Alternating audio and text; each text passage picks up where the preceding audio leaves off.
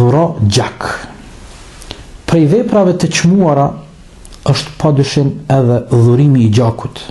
E në veçanti për ata njerëz të cilët janë të smuar, kanë nevojë për gjak dhe ndoshta edhe jeta e tyre është në rrezik.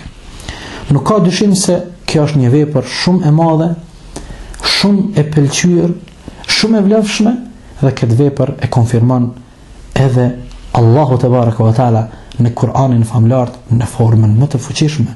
Thot Allahu i madhreshëm në surën Maide, ajeti 32: "Annahu man qatala nafsa bighayri nafsin aw fasadin fil ardi ka'annama qatala an-nas jami'a wa man ahyaha فكأنما أحيا الناس جميعا."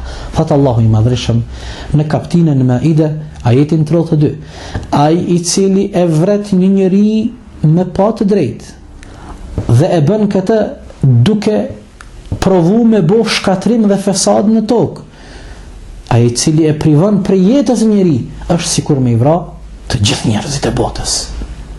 Përsa shiqojeni pjesën tjetër të ajetit. Ai i cili bëhet shkaktar me shpëtu jetën e një njeriut, ky njeri ka shpërblimin dhe meritën sikur ta shpëtoj tërë njerëzimin. Allahu akbar. Andaj dietarët islam thonë, padyshim dhurimi i gjakut për ata njerëz që kanë nevojë për gjak bën pjesë në këtë pjesën e këtij ajeti që nëse ti dhuron gjak dhe bësh sebeb me shpëtu jetën e një njeriu, kjo për ty do të thotë sikur ti ke arrit me shpëtu tërë njerëzimin.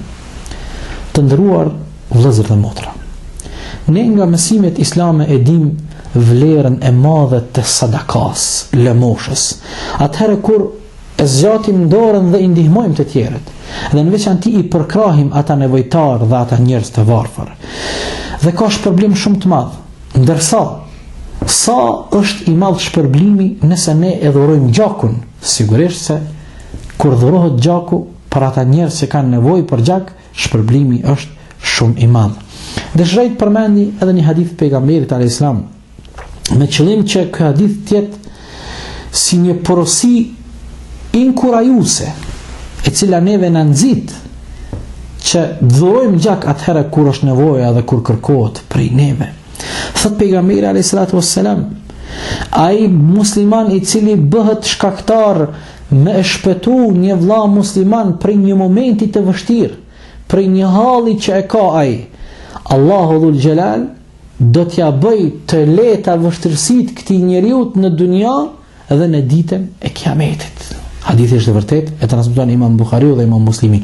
Nëse ti bësh shkak dhe bësh ndihmtar një njeri i cili e ka një vështirësi dhe një gjendje të vështirë në jetën e kësaj bote, Allahu te baraka wa taala ty ta shpërblen këtë mirësjellje dhe këtë mirësi nesër në ditën e kiametit, kur ti ke me qenë shumë i nevojshëm që ato momentet e vështira dhe peripetit e ahiretit të bëhen të leta për ty.